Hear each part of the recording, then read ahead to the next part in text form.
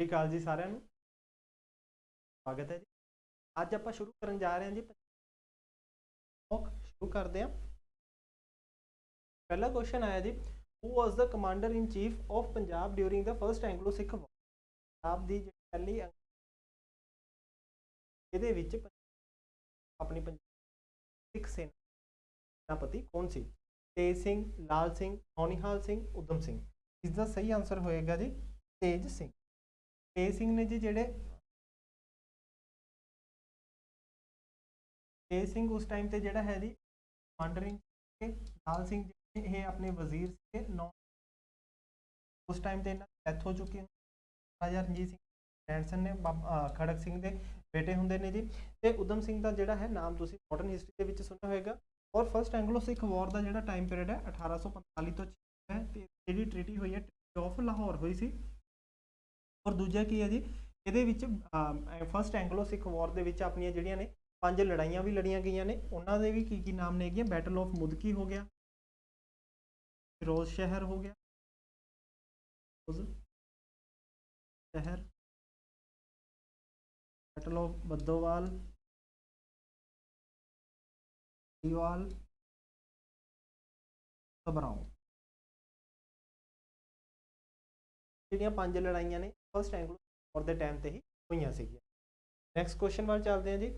Who were the French officers associated with training of Ranjit army. ਇਹਨਾਂ ਦੇ ਵਿੱਚੋਂ ਕਿਹੜੇ ਜਿਹੜੇ ਜਰਨੈਲ ਨੇਗੇ ਉਹ ਮਹਾਰਾਜਾ ਰਣਜੀਤ ਸਿੰਘ ਦੀ ਸੈਨਾ ਦੇ ਵਿੱਚ ਫਰਾਂਸ ਦੇ ਸੀਗੇ ਜਿਹੜੇ ਭਰਤੀ ਸੀਗੇ? ਟੋਰਾ Allard, Gardner Scott, Scott Alfred, Allard and Scott. ਤਾਂ ਇਸ ਦਾ ਸਹੀ ਆਨਸਰ ਹੋਏਗਾ ਜੀ ਜੀਨ ਬੈਪਟਿਸਟ ਵੈਂਟੂਰਾ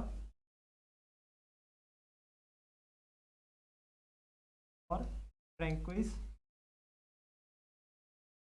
ठीक है जी। नेक्स्ट क्वेश्चन वाल चलते हैं जी। Which movement was known as the Namdhari movement. Namdhari movement का होर की नाम है? सतवंती, सत्थल, कूका, सन्यासी। तो इसका सही आंसर होएगा जी कूका मूवमेंट। कूका मूवमेंट है जी जेड़ा ये बाबा राम सिंह के अंडर ज़्यादा पॉपुलर हुंदा है। बाबा राम सिंह के जेड़े गुरु सीगे उन्हां दा नाम है जी बाबा बालक सिंह और इन्हां दे जेड़े गुरु सी उन्हां दा नाम है जी जवाहर मल। ठीक है जी। तो बाबा राम सिंह की अगवाई के हेठ जोड़ा है कूका कलर या नामधारी ज़्यादा पॉपुलर, ये भी एक तरीके का असैनिक ऑपरेशन दर्ज ते ही ते ਇਹਦੇ ਵਿੱਚ बेसिकली की है काउ प्रोटैक्शन के रिगार्डिंग इन्होंने काफ़ी ज़्यादा मलेरकोटला के जोड़े है कूकियां की याद के मार्क भी बना। नैक्सट क्वेश्चन जी, the native village of Ram Singh ਜਿਹੜੇ ਹੁਣੀ ਬਾਬਾ ਰਾਮ ਇਹਨਾਂ ਨੂੰ ਜਿਹੜਾ ਹੈ ਇਹਨਾਂ ਦੇ ਸੰਬੰਧਿਤ ਪਿੰਡ ਕਿਹੜਾ ਸੀ? ਆਨਸਰ ਹੋਇਆ ਜੀ ਆਪਸ਼ਨ ਨੰਬਰ ਏ ਪੈਣੀ। ਤੇ ਇਹ ਵੀ ਯਾਦ ਰੱਖਿਓ ਜੀ ਜਿਹੜੇ ਬਾਬਾ ਰਾਮ ਸਿੰਘ ਇਹਨਾਂ ਨੂੰ ਜਿਹੜਾ ਹੈ ਡਿਪੋਰਟ ਕੀਤਾ ਗਿਆ ਸੀਗਾ ਬਾਹਰ। ਡਿਪੋਰਟ ਕੀਤਾ ਹੈ ਬਾਅਦ ਦੇ ਵਿੱਚ ਫਿਰ ਦੇ ਵਿੱਚ ਹੀ ਡੈਥ ਹੋ ਜਾਂਦੀ ਹੈ। ਇਹਨਾਂ ਦੀ ਡੈਥ ਹੈ ਜਿਹੜੀ 88 ਦੇ ਵਿੱਚ ਜਿਹੜਾ ਹੈ ਆਪਣੀ ਕਾਂਗਰਸ ਬਣ ਕੇ ਆਉਂਦੀ ਹੈ। अगला क्वेश्चन जी, Lala Lajpat Rai began his practice of law. किहड़ी जगह ते जिहड़ा है लाला लाजपत राय अपनी जिहड़ी वो शुरू की है? हिसार, लाहौर, फिरोजपुर, लुधियाना। तो इसका सही आंसर है जी हिसार। लाला लाजपत राय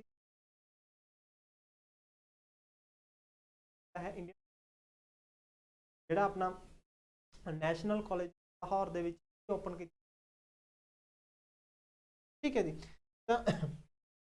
हू कंपोज्ड द सॉन्ग भगड़ी संभाल जट्टा। तुसी भगत सिंह की कोई मूवी भगत सिंह के उत्ते कई जी उहदे विच संभाल जट्टा ये गाना लिखिया मतलब कंपोज किसने सीगा? करतार सिंह सराभा, बांके दयाल, लालचंद, भगत सिंह। तो इसका सही आंसर है जी बांके दयाल। नैक्सट क्वेश्चन जी, who renounced the knighthood in protest against the Jallianwala Bagh massacre. वाला बाग हत्याकांड दे विचों किहड़े बंदे ने जिहड़ा है अपनी आज़ादी नूं वापस कीता? रविंद्रनाथ टैगोर, एस बैनर्जी, अली जिन्ना। इसका सही आंसर रविंद्रनाथ टैगोर। एक चीज़ होर याद रखियो जी, केसरे हिंद का केसरे हिंद का टाइटल है जिहड़ा महात्मा गांधी को मिला है। महात्मा गांधी ने जलियांवाला के विरोध के विच यह जिहड़ा अपना टाइटल है वापस किया। नैक्सट क्वेश्चन जी, Lala Lajpat Rai died dash on dash 1928। Lala Lajpat Rai ਦੀ ਡੈਥ ਕਦੋਂ ਹੁੰਦੀ ਹੈ? 30 ਅਕਤੂਬਰ, 1 ਨਵੰਬਰ, 2 ਦਸੰਬਰ, 2 ਅਗਸਤ। ਦਾ ਸਹੀ ਆਂਸਰ ਹੈ ਜੀ 30 ਅਕਤੂਬਰ। ਤੁਹਾਨੂੰ ਪਤਾ ਜੀ ਜਦੋਂ ਭਾਰਤ ਦੇ ਵਿੱਚ ਸਾਈਮਨ ਕਮਿਸ਼ਨ ਆਇਆ, ਸਾਈਮਨ ਕਮਿਸ਼ਨ ਦੇ ਆਉਣ ਦੇ ਵਿੱਚ ਜਿਹੜਾ ਹੈ ਲਾਹੌਰ ਦੇ ਵਿੱਚ ਇਹਦਾ ਕਾਫੀ ਜ਼ਿਆਦਾ ਪ੍ਰੋਟੈਸਟ ਭਾਰੀ ਚੱਲਿਆ ਹੈਗਾ, ਤੇ ਇਹ ਜਿਹੜਾ ਜੇਮਸ ਸਕਾਟ ਸੀਗਾ,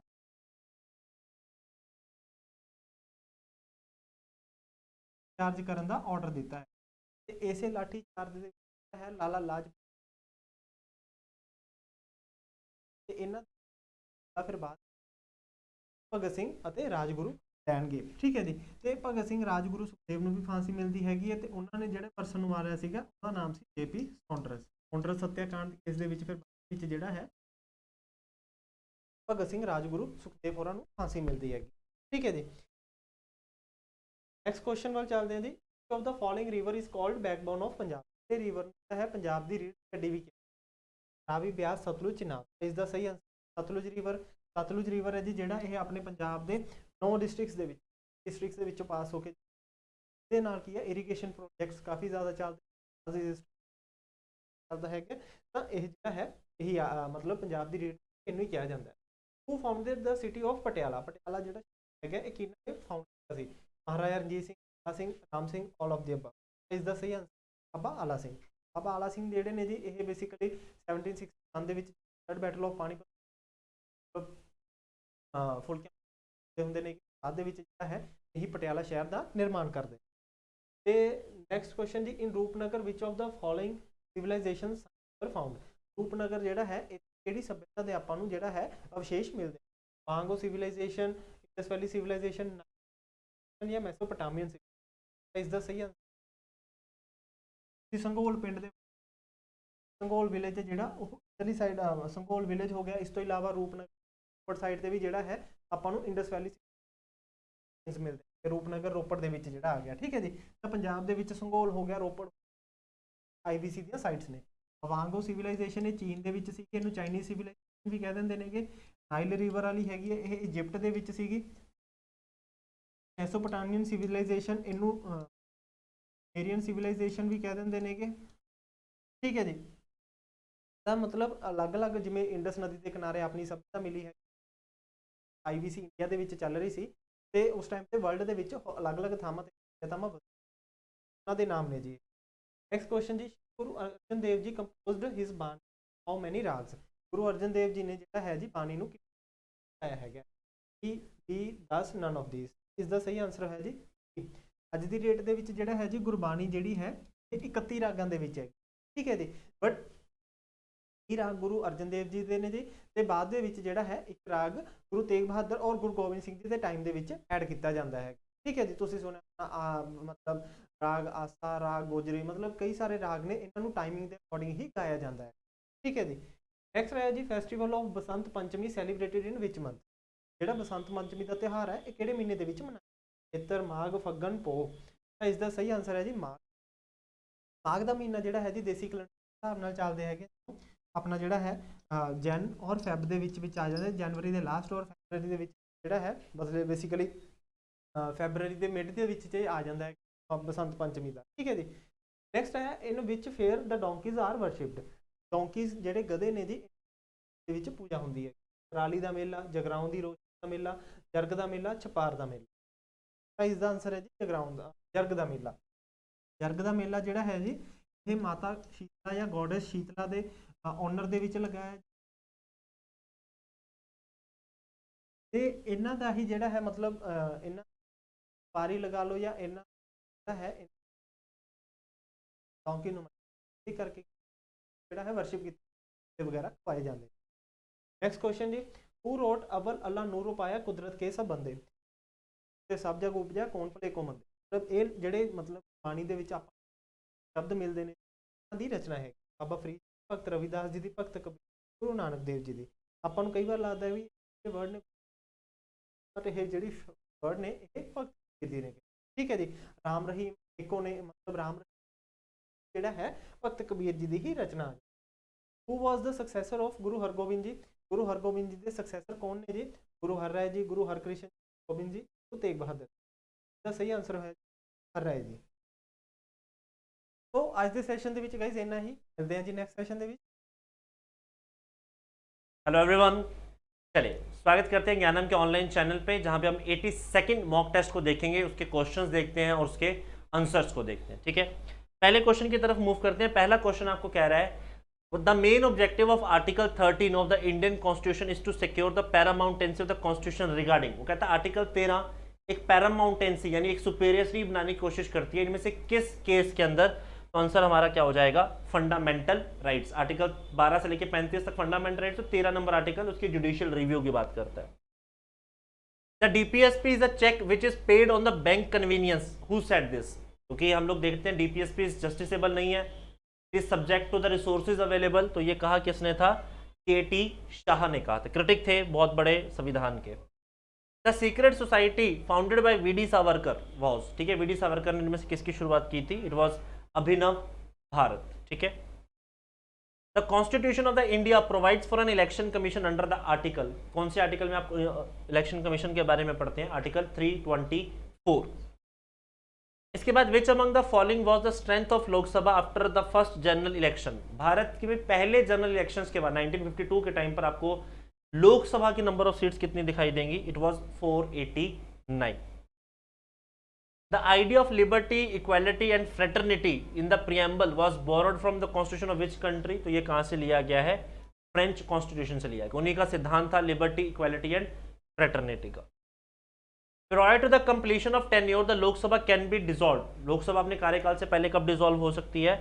By the President on the recommendation of the Council of Ministry. अगर काउंसिल ऑफ मिनिस्ट्री प्रेसिडेंट को लिखित तौर पर दे दे तो आपकी जो लोकसभा से भंग कर दिया जाता है।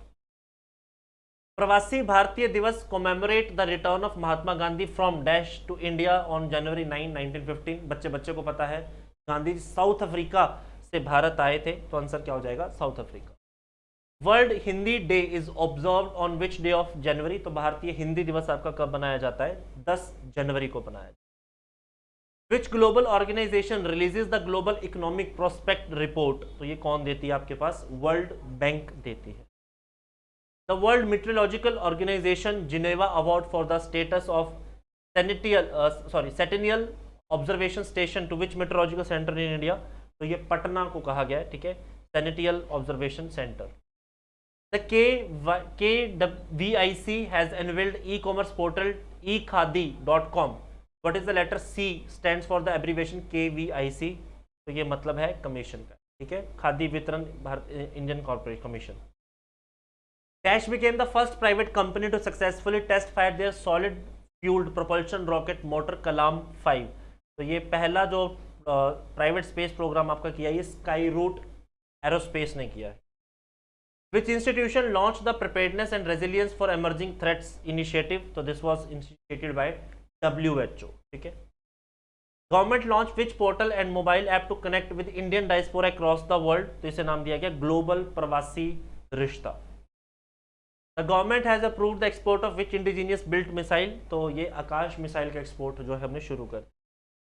Which of the following is bound through which Indian entities can raise money from the foreign market in rupee, not in the foreign currency? Very important। इसे मसाला बॉन्ड कहा जाता है कि भारत मसालों के लिए फेमस था भारत, आपको मालूम ही होगा। तो उसी के लिए आपको दिखेगा कि फॉरेन मार्केट से हम पैसा रेज कर सकते हैं, लेकिन अपनी करेंसी में, रुपी में। What is the popular name of the river formed by the confluence of Chandra and भाग रिवर्स? तो ये आपके पास है चनाब। चंद्रा का चनाब और भागा का आब है आपके पास। The busiest ocean for the point of view of trade is? तो अटलांटिक ओशन दुनिया के सबसे बिजिएस्ट ट्रेड में से एक माना जाता है। Which state among the following was highest percentage of schedule caste population in the state population? तो आंसर है पंजाब, अप्रोक्सीमेट 38% के आसपास। The nucleus of helium has? तो इसके अंदर 2 प्रोटॉन होते हैं, 2 न्यूट्रॉन होते हैं, 2He4 लिखा जाता है ना। Ranjit Singh was got famous Kohinoor diamond in from? Shah Shuja से लिया गया था, शाह सूजा दुरानी इनका नाम था। First female speaker of Lok Sabha? आसान है, मीरा कुमारी, कांग्रेस के समय में ये रही हैं। Which schedule of the constitution of India contain provisions for the administration and control of scheduled area in several states? तो शेड्यूल 5। 6 डील करता है असम, मेघालय, त्रिपुरा, मिजोरम के साथ। Which of the following rocks are known as primary rocks? तो igneous rocks को primary rocks कहा गया है। इसी से आपके मेटामॉर्फिक रॉक्स भी बनते हैं, इसी से आपकी सेडिमेंट्री भी बनती है। ठीक है, this is all we have from the this mock test. Stay tune for the next part. Thank you. Hello student, कैसे हैं आप लोग? उम्मीद करते हैं बहुत अच्छे होंगे. जैसे कि आपको मालूम है कि हर हफ्ते आपके लिए एक मॉक कराया जाता है. तो चलिए स्टार्ट करते हैं कंप्यूटर के इस मॉक में, और हम लोग यहाँ पे सारी चीज़ों को सीखेंगे. ठीक है, तो एक एक करके देखते हैं क्या क्या आपके पास यहाँ पे गिवन है, और एक एक करके हम लोग यहाँ पे सोल्यूशन जो है निकालेंगे. सबसे पहले आप लोग चेक करते हैं फर्स्ट क्वेश्चन में क्या है. द शॉर्टकट की फॉर हेल्प. हेल्प के लिए शॉर्टकट की कौन सी होती है? F1, F5, F3 और F10. तो हेल्प के लिए आपके पास होती है F1. ये क्या होती है? Help menu. और ये क्या है? रिफ्रेश करने के लिए. ठीक है ना, तो आंसर याद रखिएगा F1. नेक्स्ट बात करते हैं. Point to point protocol is used between.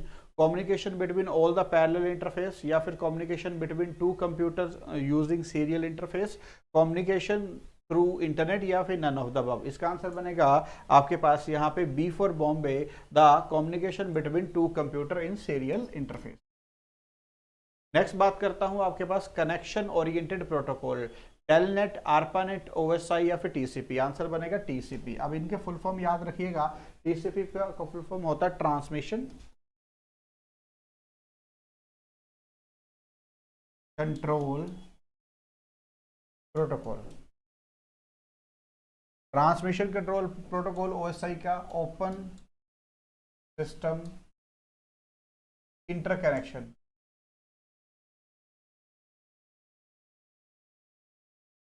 ठीक है, आरपानेट जो थी एजेंसी थी जिन्होंने सबसे पहले इंटरनेट बनाया था, तो advance research project agency network. और टेलनेट क्या होता है? Terminal network. याद रखिएगा.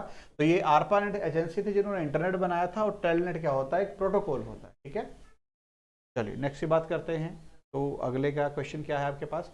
File extension of MS Microsoft Word 2013. 2013 का माइक्रोसॉफ्ट जो है उसका वर्ड की एक्सटेंशन क्या है? .docx, .dot, .doc या .ppt. ये तो पावर पॉइंट का है, तो ये तो कभी आंसर होगा नहीं. ठीक है, तो डो का अभी यूज करते नहीं है, तो आपके पास यहाँ पे राइट आंसर जो बनेगा .docx. 2013 में आपके पास x लगा, उससे पहले .doc ही होता था. जैसे 2007 लिखा हुआ आ जाए तो .doc भी आप लोग यहाँ पे कर देंगे. ठीक है, चलिए नेक्स्ट की बात करते हैं. अगला क्वेश्चन ये रहा. अगला क्या है? Hierarchical database use to. क्या होता है? 1 to many रिलेशनशिप, 1 to 1, या 1 to none, या many to many. इसका आंसर आएगा बी ऑप्शन आपके पास. 1 to many रिलेशनशिप. हिरार्किकल है ना, तो 1 to many इसके पास यहाँ पे आंसर बने. ठीक है, नेक्स्ट देखते हैं आपके पास यहाँ पे. A non volatile of memory that can be programmed and erased in sectors rather than one byte at a time. आपके पास ऐसी कौन सी मेमोरी है जिसे कि इरेज किया जा सकता है? फ्लैश मेमोरी है, MROM है, EPROM है, या EEPROM है? तो इसका आंसर आएगा फ्लैश मेमोरी. इसका आंसर क्या आएगा? Flash memory. जैसे कि पेन ड्राइव, जैसे कि पेन ड्राइव हो गए. ठीक है ना.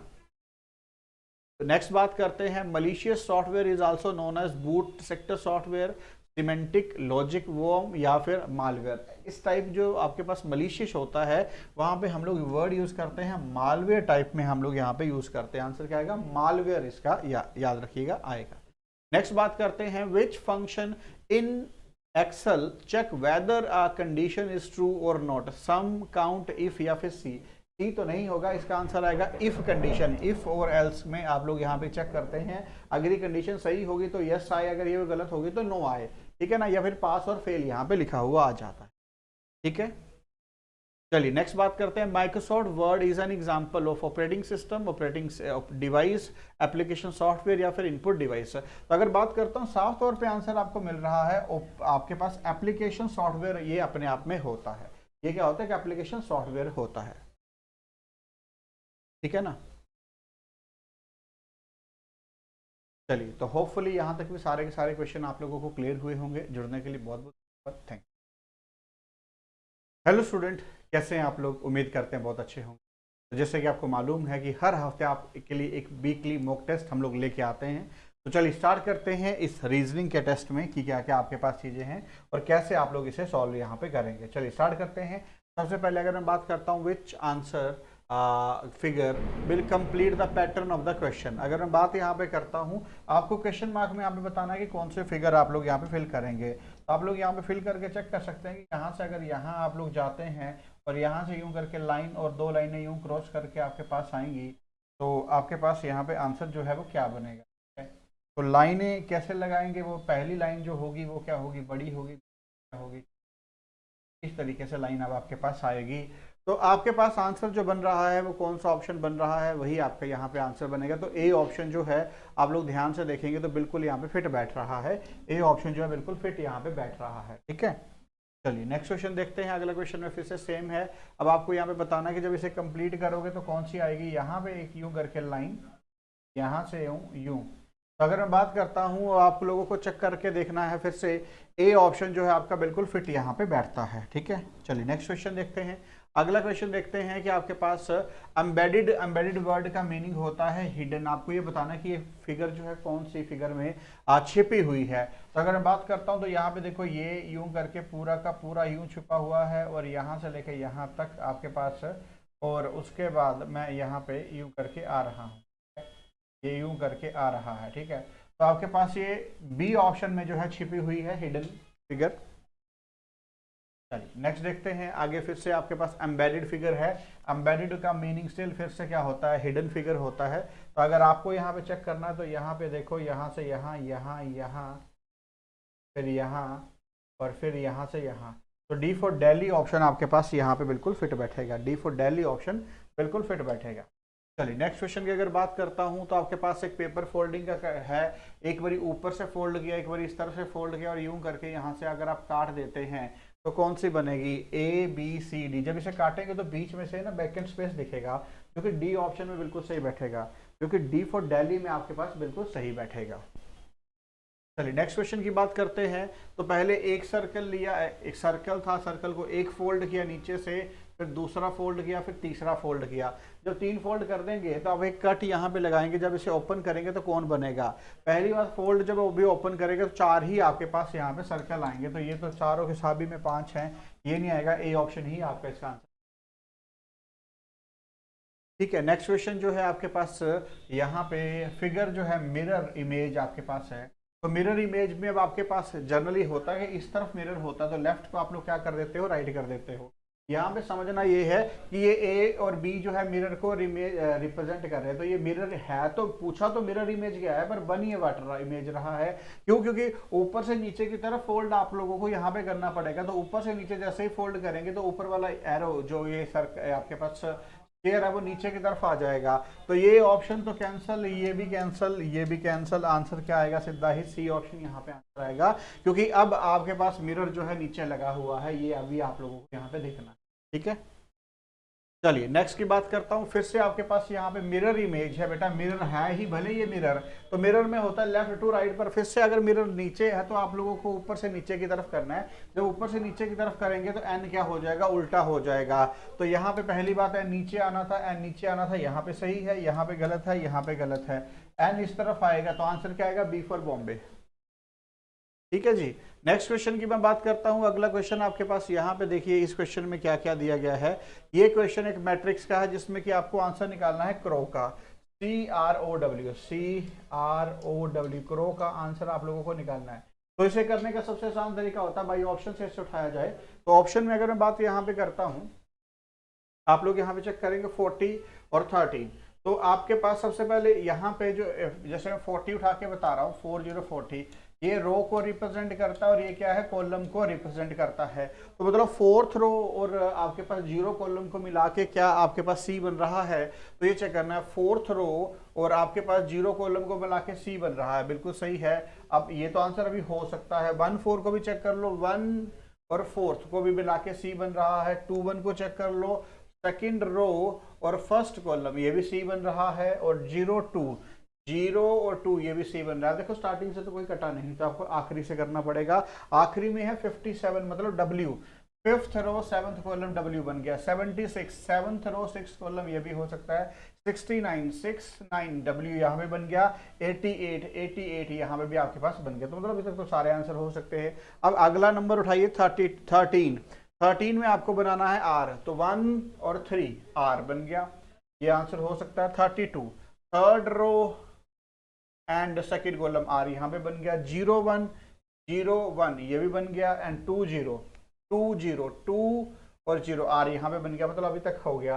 अब आखिरी इस लाइन से कटेगा 56 से अगर बात करता हूँ 5th 6th, आपके पास ओ आएगा, यहाँ पे आना क्या चाहिए था, ओ आना चाहिए था, पर 5 6 में क्या बना, जी, तो ए ऑप्शन तो कैंसिल।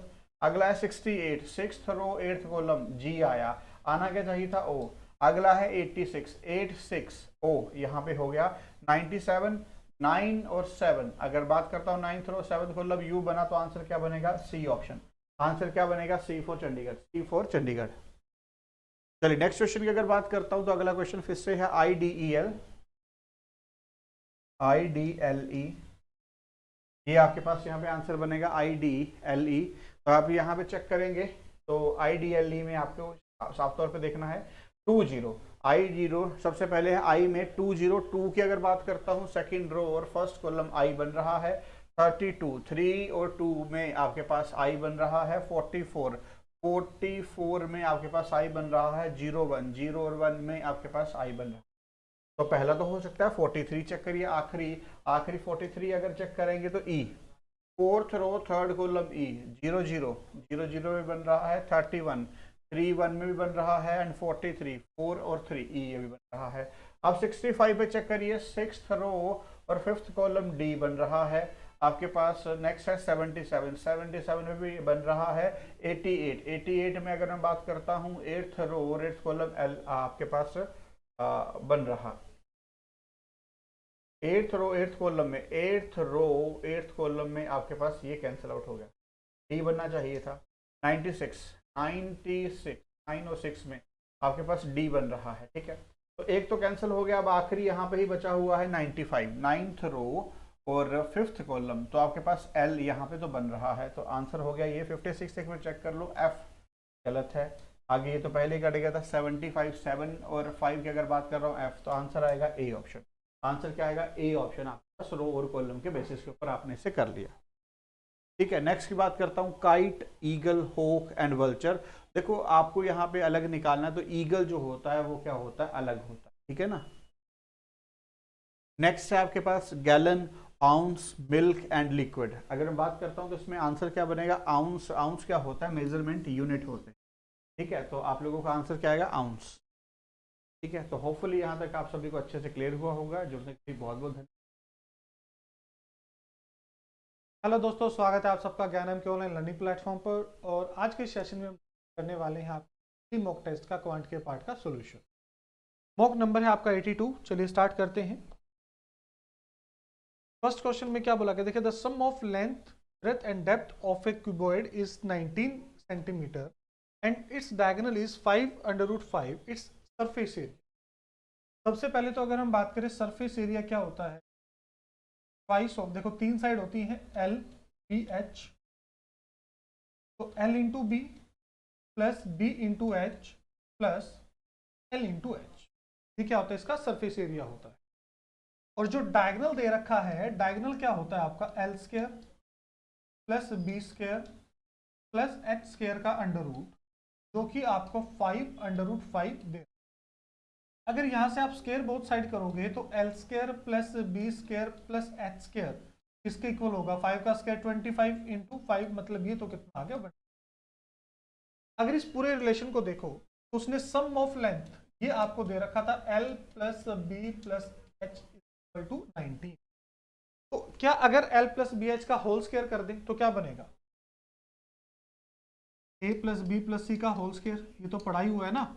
ये होल स्क्वायर किसके इक्वल होगा, A square plus B square plus C, L square plus B square plus H square, ठीक है, plus twice of L B plus B H plus L H, ठीक है। अब हमें ये कैलकुलेट करना है, इन दोनों की वैल्यू हमारे पास है। ये 19 का स्क्वायर क्या हो जाएगा, 361, और 361 में से हमें माइनस क्या करना है, 125 माइनस करना। तो यहां से देखो अगर साफ साफ नजर आ रहा है क्या होगा, 236 आपका राइट आंसर। चलिए नेक्स्ट क्वेश्चन। अगर a camp both organise for 20 man, the food given to them can last for 40 days. 20 आदमियों के लिए जो खाना है वो 40 दिन के लिए था। तो टोटल वहां कितने यूनिट है? 800 यूनिट है।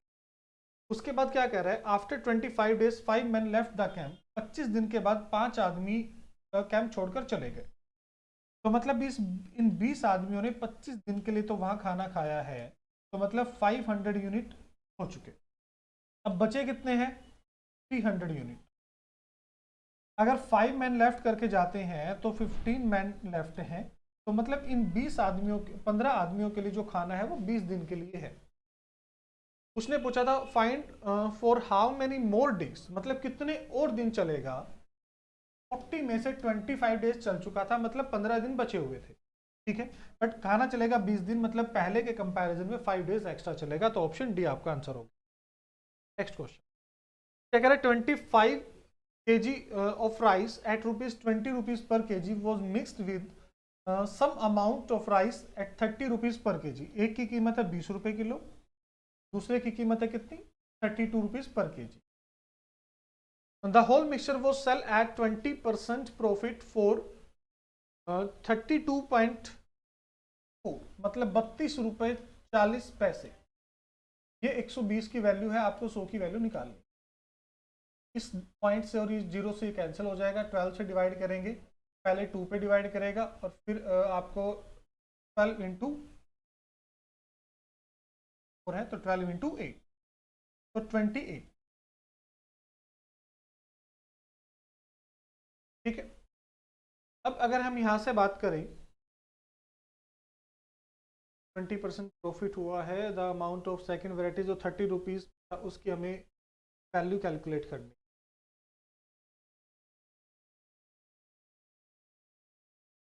पहले डिवाइड करेंगे तो 100 वैल्यू हो जाएगी और हमें सीपी कैलकुलेट तो जीरो कैंसिल हो जाएगा।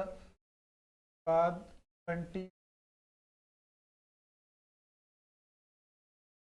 27 पे ही डिवाइड करेंगे पहले, ठीक है।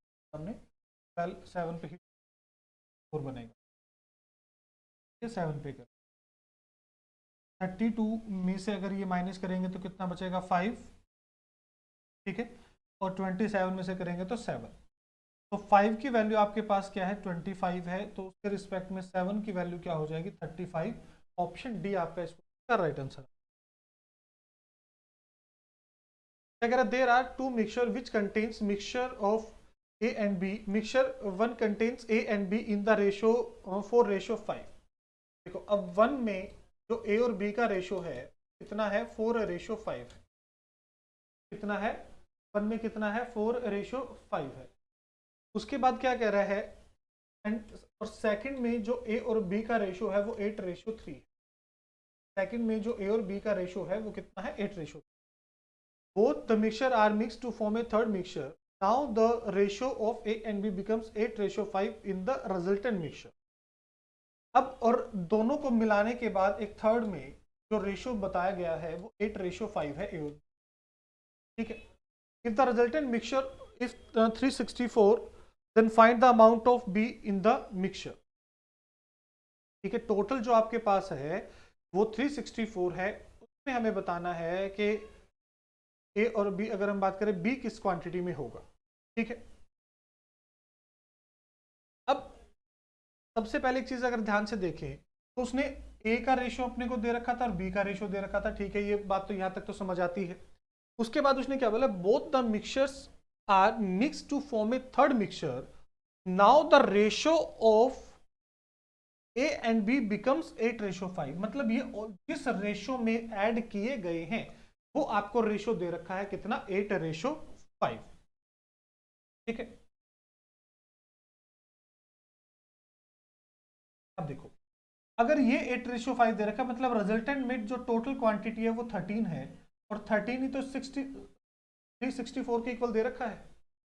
अगर मैं इसको डिवाइड करूं, पहले 2 पे डिवाइड करेगा 26 और फिर 8 पे डिवाइड करेगा, मतलब 1 यूनिट की वैल्यू कितनी है हमारे पास? 28 है।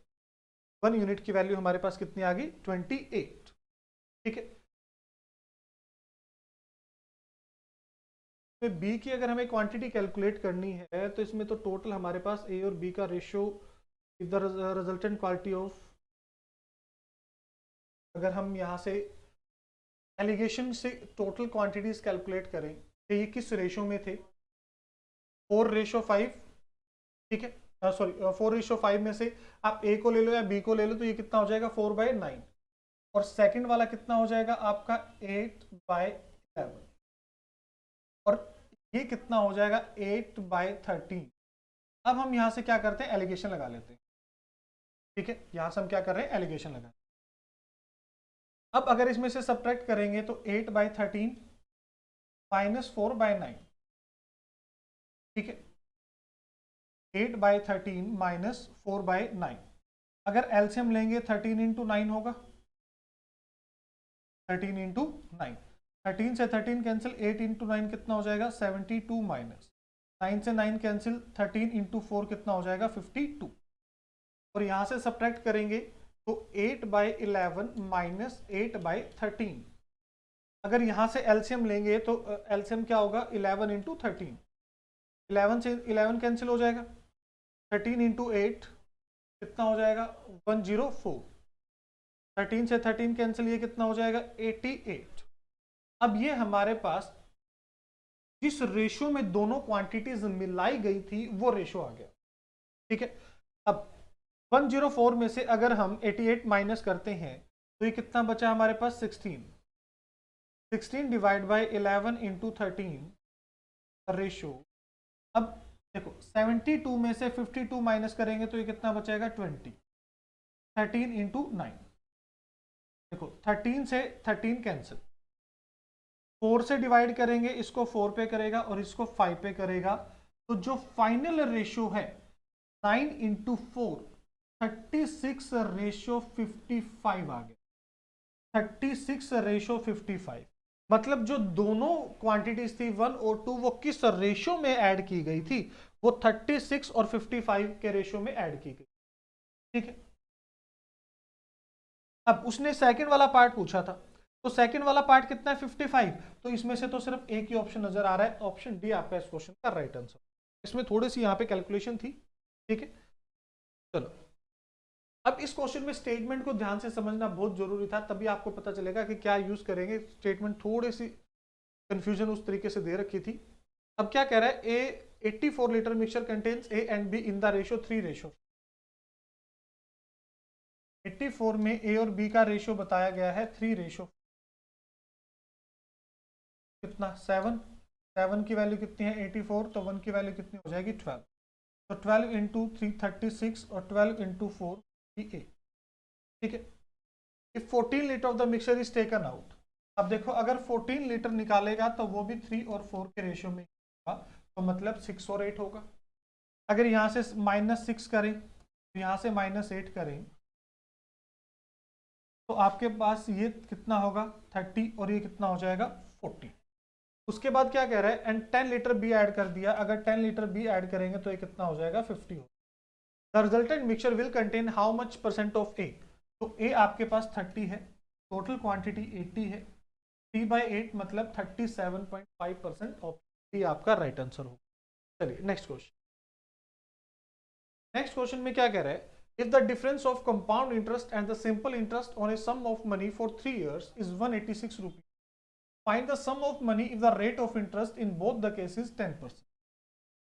और रेट ऑफ इंटरेस्ट कितना है आपका 10% और टाइम कितना है आपका 3 ईयर। तो यहां से जो सिंपल इंटरेस्ट है वो R इंटू टी होगा, आपका 30% होगा, और जो कंपाउंड इंटरेस्ट है वो 33.1% होगा। तो दोनों में डिफरेंस कितने का है 3.1, तो ये 186, ये 3.1 की वैल्यू है और अपने को निकालना था, तो डिवाइड करेगा 60, तो ऑप्शन डी 60,000 इस क्वेश्चन का राइट आंसर होगा। आई होप क्लियर होगा ये क्वेश्चन, ठीक है। There are 2 mixtures, mixture P contains A B C, P में हमारे पास ए और सी है, और ये किस रेशो में है 4, 3 और 2 के रेशो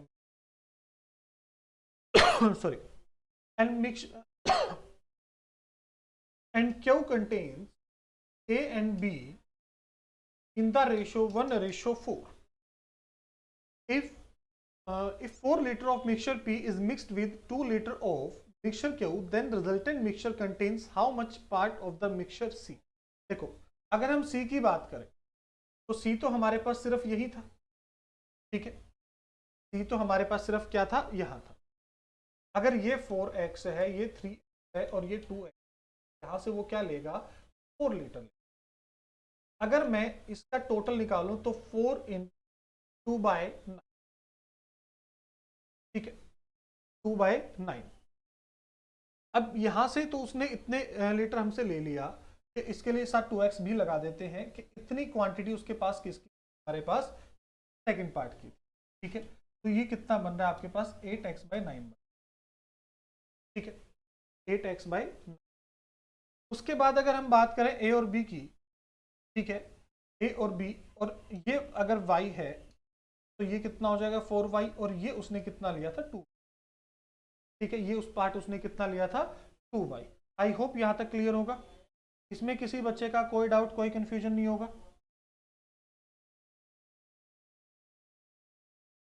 ठीक है। उसके बाद देखो स्टेटमेंट में आगे क्या बोला गया है, तो उसने ये हमसे पूछा क्या है कि रिजल्टेंट मिक्सचर में सी का पार्ट कितना होगा।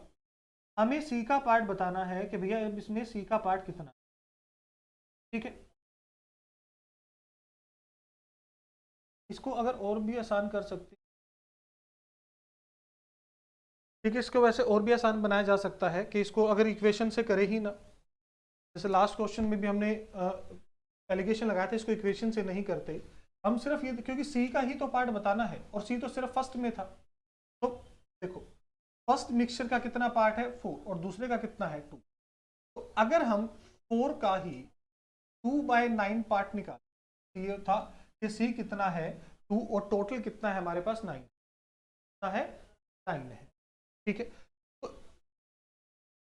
2/9 तो सिर्फ इधर से ही होगा ना, तो टोटल कितना हो गया 4 + 2 6, तो 6 का अगर हम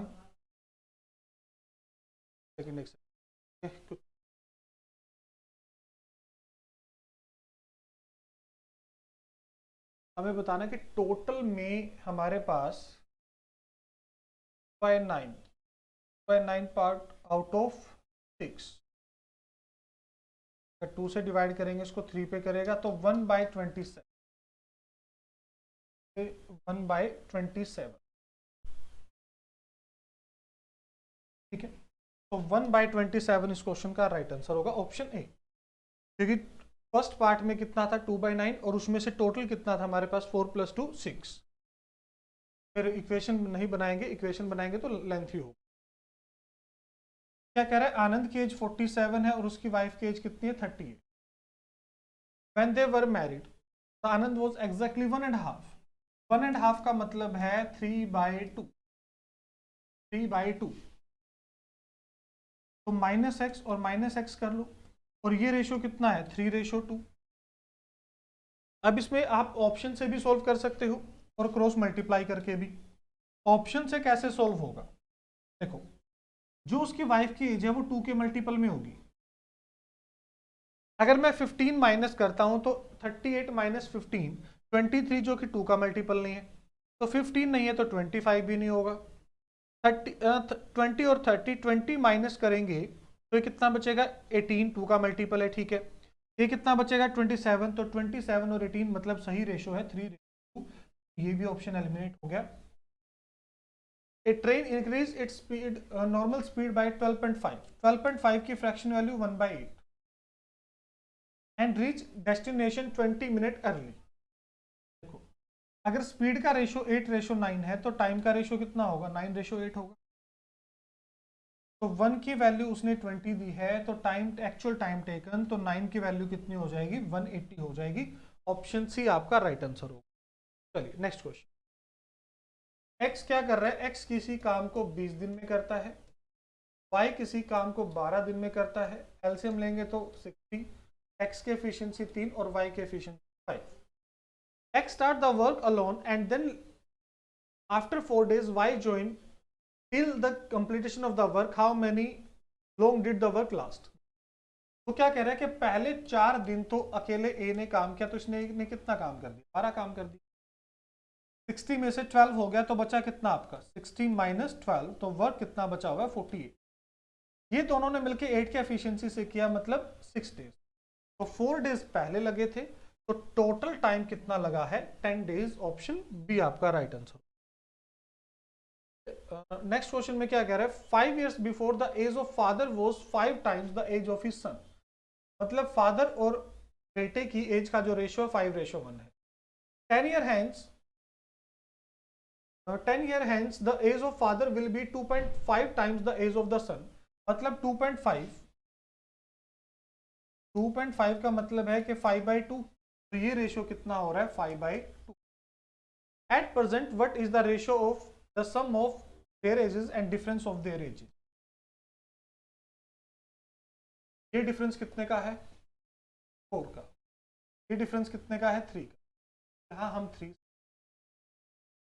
से मल्टीप्लाई करेंगे 4 और 3, 4 से मल्टीप्लाई करेंगे 20 और 8 का डिफरेंस 5 का, और 5 आपका 15 इक्वल था 1 आपका 3 के।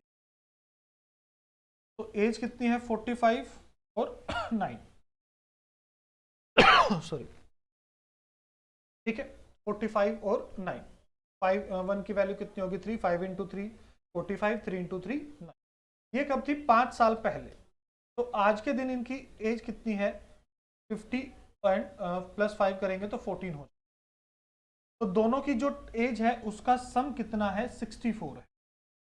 दोनों का डिफरेंस कितना है 36। 4 से डिवाइड करेंगे तो 16:9 हमारा आंसर आ जाएगा।